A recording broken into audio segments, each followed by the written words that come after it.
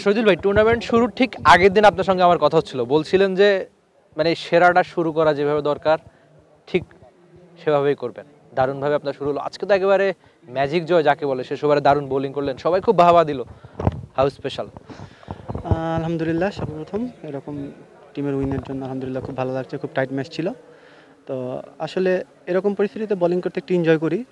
তো এই জায়গায় মেইন জিনিসটা হচ্ছে একটু মাথা ঠান্ডা রাখা।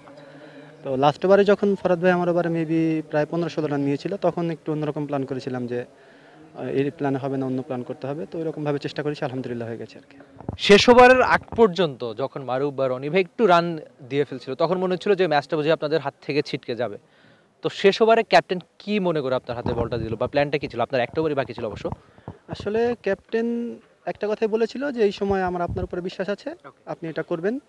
আর এই সময়ও বলারদের বুদ্ধি না দেওয়া ভালো। তো আমার ক্যাপ্টেন ওইটাই করছে যে আপনার যেটা ভালো মনে হয় সেটাই করতে থাকেন, আপনার উপর আমার সম্পূর্ণ বিশ্বাস আছে। বসুন্ধরা টিস্যুতে ছাড়ের ছড়াছড়ি।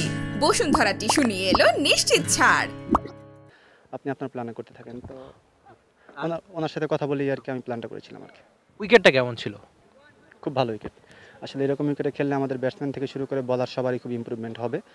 ফার্স্ট ম্যাচ খেললাম গতকালকে, আজকে খেললাম, এই পর্যন্ত যে কটা উইকেট মানে ম্যাচ দেখেছি সবগুলোর উইকেটই আলহামদুলিল্লাহ খুব ভালো ছিল। বিপিএল এর আগে আগে এমন একটা টুর্নামেন্ট খেলা নিশ্চয়ই আপনাদের জন্য একটা বাড়তি পাওনা হবে। আপনি বলছিলেন ভালো উইকেটের কথা, তো এমন উইকেটে বল করলে নিশ্চয়ই আপনাদের আরও বেশি পরীক্ষায় পড়তে হয়, যে পরীক্ষায় পড়া আদতে খুব ভালো। আপনি এনসিএলটা নিয়ে আপনার মূল্যায়ন একটু শুনতে যাচ্ছি।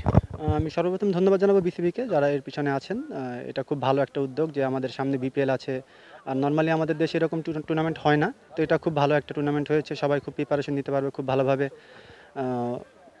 খুব ভালো একটা উদ্যোগ।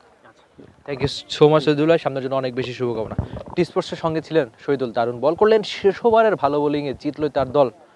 টুর্নামেন্টের তাদের শুরুটা ঠিকঠাক হলো, আগের ওভারে খুব ভালো প্ল্যান করেছেন, বাট সেই প্ল্যানটা ঠিকঠাক কাজে লাগিয়েছেন পেসার শহীদুল ইসলাম। নিশ্চয়ই সামনের ম্যাচগুলো তো একই রকম ভালো পারফরমেন্স করতে চাইবে তার দল, নিশ্চয়ই জিততে চাইবে। আর যেটা বলছিলেন যে টুর্নামেন্ট শুরুর আগে তিনি টি10-এ কাজ করেছেন, সেখানে ট্রেন্ট বোল্টের সঙ্গে কাজ করা হয়েছে তার, আর দেশে এসে সেই কাজ বাজিমাত করে দেখিয়েছেন, দলকে জিতিয়েছেন, যেটা সবচেয়ে গুরুত্বপূর্ণ। ভালো বোলারদের ক্ষেত্রে দলকে জেতানোটা ইম্পর্টেন্ট, সেই কাজটা দারুণভাবে করছেন একজন pacer Shahidul Islam. Rifat Emil, T Sports, Sylhet.